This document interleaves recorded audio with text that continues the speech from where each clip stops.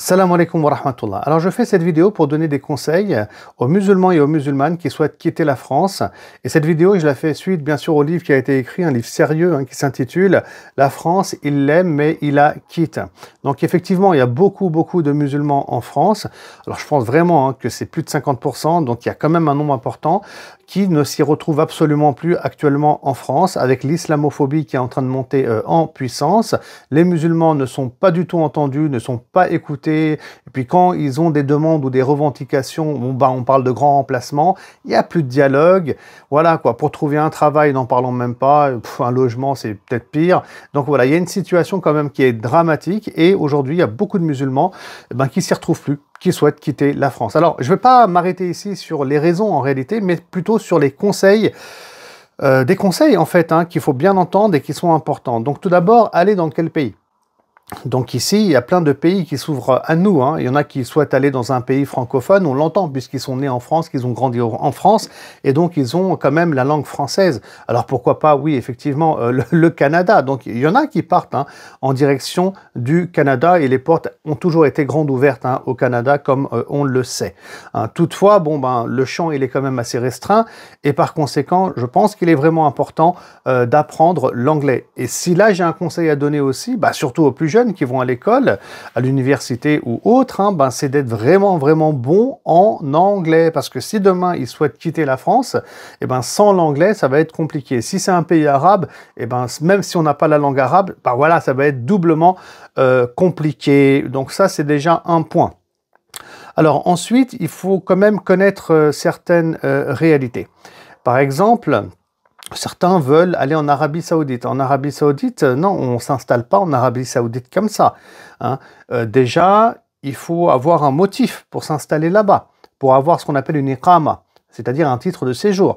Ensuite, quand vous êtes là-bas, en Arabie Saoudite, ton titre de séjour, tu vas le payer. Donc, si tu es avec ton épouse et que tu as 2 enfants, par exemple, ça peut coûter dans les 10 000 euros, voire plus, chaque année. Et oui, et donc tous ces coûts-là, quand même, il faut les avoir à l'esprit, parce que dans les pays arabes, vous êtes vu comme un étranger, tout simplement. Donc on n'est pas à l'époque des Haous, des Khazraj et des Muhajiroun, que les choses soient bien claires. La fraternité, tout ça, c'est terminé. Aujourd'hui, c'est vraiment le nationalisme qui vient imprimer. Et donc déjà, si vous pensez que, machallah, à l'extérieur, c'est des musulmans, ils vont nous accueillir, mais tout ça, c'est de la fiction, et c'est pas du tout des réalités. Et d'ailleurs, il y a beaucoup de Syriens qui avaient émigré suite au printemps arabe en Turquie, qui s'étaient installés dans la région, mais aujourd'hui, malheureusement, les Syriens, c'est devenu, si vous voulez, comme un enjeu aujourd'hui qui est politique, c'est-à-dire que on a une partie de la population turque, qui veut la chute aussi de Erdogan, qui, justement, n'en peut plus de la présence syrienne, des immigrés syriens, donc, en Turquie. Et donc, c'est vraiment très conflictuel, il y a énormément de tensions. Et donc, aujourd'hui, il y a beaucoup de Syriens qui souhaitent aussi quitter la Turquie. Voilà, donc, toutes ces réalités-là, vraiment, il faut les avoir à l'esprit. Alors, peut-être que rentrer au bled, si on est algérien, rentrer en Algérie, si on est marocain, rentrer au Maroc, c'est peut-être ça la bonne solution et la meilleure solution. Voilà. En plus, si on a la double nationalité, ça reste notre pays d'origine. Et puis, on peut participer donc à la construction de son pays d'origine. Mais faut-il encore être aussi à la hauteur et avoir les compétences? Alors certains aussi imaginent qu'en rentrant en Algérie ou au Maroc, c'est-à-dire au Maghreb, avec la langue française et un diplôme, on peut bien s'en sortir. Pas forcément. Aujourd'hui, c'est aussi beaucoup l'anglais qui est enseigné et mis en avant dans les pays du Maghreb. Voilà. Donc peut-être en tout cas que les pays d'origine, ça reste un sujet qui est plutôt intéressant. Ensuite, il y a beaucoup qui ont peur de partir. Alors, moi, ce que j'ai envie de dire, c'est qu'Allah, c'est Ar-Razaq. Donc, c'est Allah qui donne le risque. Donc, ça, il ne faut jamais l'oublier. Là, on est sur un point qui est théologique. On est avec la Aqidah. Allah, voilà, s'il te donne à manger et à boire et un travail en France, il peut t'en donner un aussi à l'étranger. On ne doit pas avoir de doute dessus.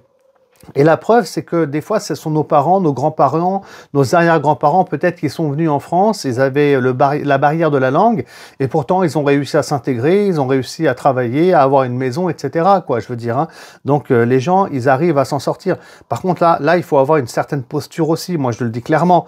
C'est pas la posture du fainéant, c'est la posture de celui qui en veut, qui veut travailler, qui veut aller de l'avant, qui veut changer les choses. Et voilà, il en veut, voilà, il a la niaque, voilà. Sinon, si toi, tu es au modèle des 35 heures, laisse tomber, Yanni. Tu vas faire quoi? Tu vas chercher un salaire, être payé aux 35 heures. Là, tu te mets quand même aussi en danger. Et là aussi, il faut faire les asbab. Et donc, au-delà du fait, enfin, au-delà ou en parallèle plutôt, hein, du fait qu'Allah il soit ar-Razzaq, aussi à nous de changer d'attitude, d'être plus, comment dire, enfin, de chercher à devenir indépendant financièrement et d'arrêter d'être salarié, mais plutôt d'avoir un esprit d'entrepreneur pour aller de l'avant, parce qu'il faut avoir cet état d'esprit aussi, parce que aller vivre à l'étranger, c'est quand même prendre des risques, c'est pas simple. Donc, il faut quand même aussi tout un état d'esprit. Et là, d'autres petits conseils aussi que j'aimerais ajouter. Ces réflexions-là, on les a certes, mais partir avant d'avoir des enfants, ben, c'est toujours plus simple.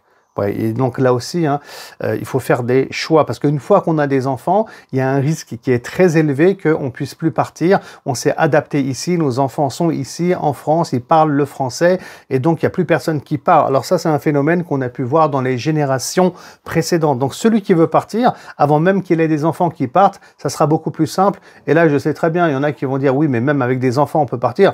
C'est vrai, il y en a qui partent en Angleterre, il y en a qui partent, donc on le voit, vivre ailleurs, et donc on peut aussi avec des enfants, mais ça reste quand même déjà un peu plus complexe, et les peurs, elles sont augmentées et plus sérieuses, hein, Enfin, alors peut-être d'autres points aussi, Inch'Allah, ici que j'aimerais souligner, Shaitan, il est partout, et ça, il faut pas l'oublier. Donc le musulman, on l'a vu avec la Turquie, vous voyez, les Syriens, ils ont émigré, maintenant il y a des problèmes. Donc il ne faut pas qu'il imagine le musulman que quand il est à l'étranger, il n'y a pas de problème. Non, non, non, il y a des problèmes aussi à l'étranger. Vous serez un étranger dès lors que vous allez vous expatrier ailleurs. Donc il y a une autre culture, c'est une autre civilisation, c'est peut-être une autre langue, et donc il y aura des problèmes. Voilà, Shaitan, il est partout. Ne pensez pas qu'il est qu'en France. Non, il y a des problèmes. C'est normal, c'est comme ça. On vit, dès lors qu'on vit en société, bah, il y a des soucis, il y a des problèmes. Les problèmes, ensuite, ne sont pas forcément les mêmes, bien sûr, hein, d'un pays à un autre. Les problèmes qu'il y a au Pakistan, on ne va pas les comparer aux problèmes, par exemple, qu'il y a en France. Mais voilà, il y a des soucis absolument partout. Aussi, faites attention à l'achat. Il y en a qui achètent des maisons à crédit. Bon, bah, bon courage, hein. Une fois que tu as acheté une maison à crédit et que tu as un crédit, voilà, quoi, tu dois rembourser la banque. Là, tu t'es tiré une balle dans le pied. Tu vas rester ici bien comme il faut et bien longtemps. Et le sujet ici, c'est pas de dire si c'est haram ou pas. C'est pas ça le sujet. Le sujet, c'est l'expatriation, hein. D'accord? Pour ceux qui n'ont pas compris, qui vont mettre des commentaires ici. Ah, non, c'est haram, machin. C'est pas ça le sujet. C'est pas ça le sujet. Vous voyez? Donc attention, n'allez pas dans ce sens-là, parce qu'après, ça va être complexe. Et puis enfin, il y a la question des aides sociales. Bah, déjà, les aides sociales, je sais même pas si on aura dans le futur, hein. En France, la retraite, elle est plus à 60 ans. On est en train de partir dans les 67. Je crois que c'est déjà fait. Là, on est plutôt en train de se diriger vers les 70. Des aides sociales, celui qui réfléchit à aide sociale, c'est pas un winner, en fait, hein. Vous voyez, là, c'est pas du tout, c'est pas le bon état d'esprit. Ça, c'est l'état d'esprit de celui qui veut juste bosser aux 35 heures et il veut pas faire plus dans sa vie. Pour ça, il faut changer d'état d'esprit. Vous voyez, donc, il y en a les aides sociales, déjà, il y en a dans tous les pays. C'est faux de penser qu'il n'y en a pas aux États-Unis ou ailleurs.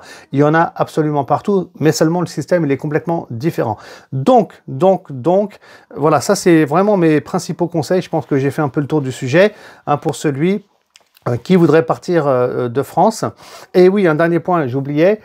Tant que t'es pas parti, parce qu'il y en a qui disent ouais, je vais partir de France, ok, mais la réalité c'est que vous allez peut-être partir dans 5 ans, dans 10 ans, dans 15 ans, je ne sais pas quand est-ce que vous allez réellement partir, mais en attendant, excusez-moi, en attendant, vous êtes là en France.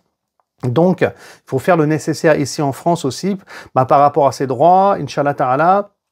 Il y a aussi des devoirs, bien entendu, qu'on n'oublie jamais, hein. Il faut se protéger, il faut s'organiser, il faut se structurer aussi en France, hein, afin qu'on arrête de se faire écraser et de se faire humilier. Voilà. Et donc, après, quand tu partiras, Hein, mais sinon, si tu es là juste à pleurnicher, à pleurer, ouais, ils nous aiment pas, ils nous aiment pas, ils nous aiment pas, et tu fais jamais rien, c'est pas le bon tempérament, c'est pas le bon état d'esprit. Hein, et le jour où tu vas partir, bon, bah, tu n'auras rien fait. Peut-être que tu seras à l'aéroport d'ailleurs, tu vas vouloir prendre d'avion et qu'il n'y en aura pas d'avion pour partir. En tout cas, ouais, je sais, pour terminer vraiment, il y en a peut-être qui vont voir cette vidéo. Là, je parle de gens qui sont peut-être voilà, français, ils sont pas forcément concernés, qui vont se dire, voilà, encore de la pleurniche, encore de la victimisation. Non, moi, je suis pas dans la pleurniche. Je suis juste en train de donner des conseils à des musulmans qui sont en souffrance en France. C'est une réalité. Voilà, c'est la galère. Je ne vais pas parler de ma vie, mais moi aussi, c'est la galère. C'est n'importe quoi. Hein. Moi, je me souviens d'ailleurs, pour l'anecdote, quand j'étais plus jeune, quand j'étais étudiant à l'EHESS, l'école des hautes études en sciences sociales à Paris, je voulais faire surveillant. Là, c'est pour l'anecdote, hein, je voulais faire surveillant au collège. J'ai eu un entretien avec le proviseur et les questions, c'était des questions de dingue. Vous pensez quoi du voile? Vous pensez quoi de la loi sur la laïcité? Et vous pensez quoi sur le 11 septembre? Wallah, j'étais choqué. J'ai été choqué. C'est quoi ces questions? Ouais, c'était trop ciblé. C'est quoi ça? Il a vu ma tête. Enfin bref, j'ai jamais été pris. Hein. Ça, c'est évident. Et je savais qu'il y avait une place, hein, parce que je connaissais quelqu'un qui travaillait là-bas. Il y avait une urgence. Il cherchait un surveillant. Enfin bref, ils m'ont pas pris. C'est pas grave. Mais voilà quoi. Ça, c'est le quotidien de beaucoup de musulmans. On a pris l'habitude. Voilà, on a pris l'habitude de faire avec. Khair, moi, j'ai réussi à me construire un peu en parallèle de tout ça. Tout le monde agit de la sorte aussi, arrive à se construire hein, malgré les défis et les problèmes. Donc on n'est pas du tout dans la pleurniche, mais il faut jamais être dans la pleurniche. Il faut être dans l'état d'esprit du winner, celui qui va avancer. Il n'est pas heureux en France, il va aller, Inch'Allah Ta'ala, ailleurs et vivre heureux, continuer à s'épanouir. Économiquement, c'est important, mais aussi au niveau de sa foi. Il n'y a rien qui l'oblige à rester ici, si ce n'est son ego et son nafs. Voilà. Après, chacun, il est libre de faire ses choix. Et s'il y a des Français aussi qui veulent quitter la France parce qu'il y a une ambiance qui est complètement toxique, d'ailleurs qui peut changer à n'importe quel moment et devenir positive aussi, ça, il ne faut pas l'oublier. Écoutez, ces conseils-là aussi peuvent éventuellement les intéresser. Je vous dis à très bientôt pour de prochaines vidéos. Salam alaikum wa rahmatullah.